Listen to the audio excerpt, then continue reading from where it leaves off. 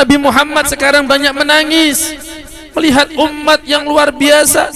Mereka bukannya semakin dekat dengan Nabi, malah semakin jauh dari Nabi Muhammad. Dan kita sadar kada sadar, kita umat ini sekarang musuh-musuh Nabi, musuh-musuh Islam itu sudah berusaha menjauhkan kita dari Nabi Muhammad. Apa buktinya? Sunnah-sunnah Nabi sudah banyak kita tinggalkan.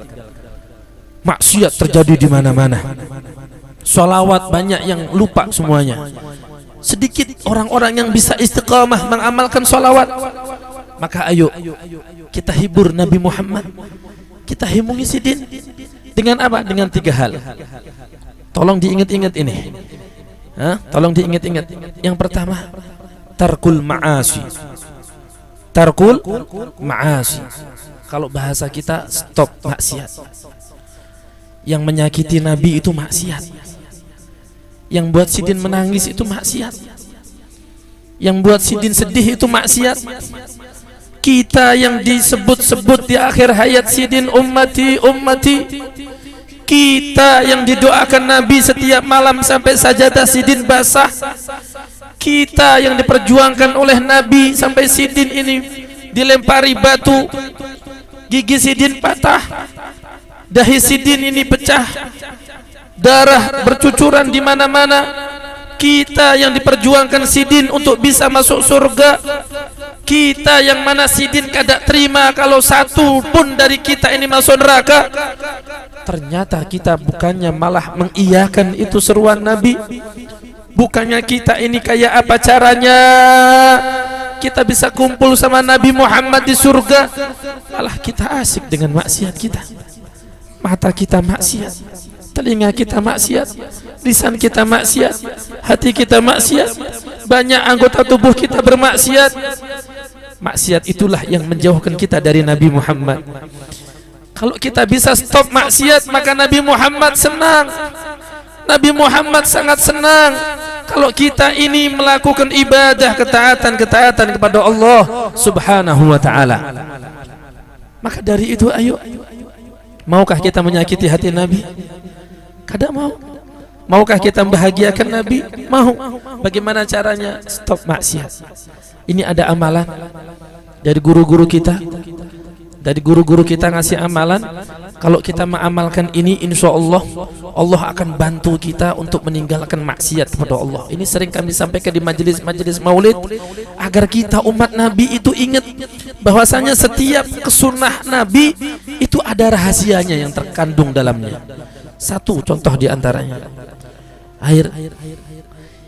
Kita minum, semuanya orang pasti minum dalam satu hari. Kalau kita minumnya kita mirip dengan minumnya Nabi, kalau kita minum, cara minum kita mirip dengan cara minum Nabi, maka selagi air yang kita minum itu ada di dalam tubuh kita, maka Allah akan bantu kita untuk jauh dari maksiat. Allah akan bantu kita untuk bisa meninggalkan maksiat. Karena kita ini ibadahkah atau meninggalkan maksiat, kita ini la haula wala quwata illa, semuanya itu tidak ada daya dan upaya dari kita kecuali itu bantuan, pertolongan dari Allah, hidayah taufik dari Allah.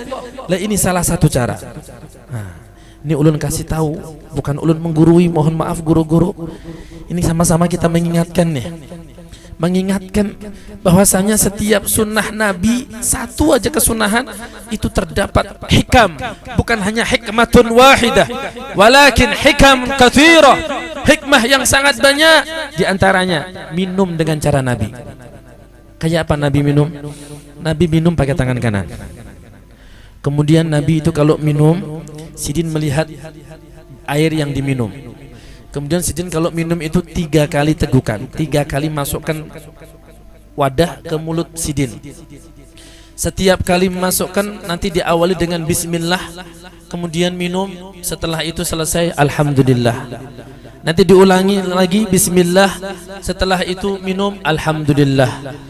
Yang ketiga nanti bismillahirrahmanirrahim, minum, setelah itu alhamdulillah. Ini sering kami, maka Allah akan jadikan air yang kita bacakan bismillahirrahmanirrahim, kemudian setelah masuk ke dalam tubuh kita ucapkan alhamdulillah dengan berkat dahsyatnya keberkahan bismillahirrahmanirrahim dan alhamdulillah, maka air itu akan Allah jadikan apa? Hisnun hasinun, benteng yang membentengi diri kita dari gangguan-gangguan setan dan kroni-kroninya. Udah sekali ini jangan ditinggalkan lagi sampai mati kita kalau minum kayak itu.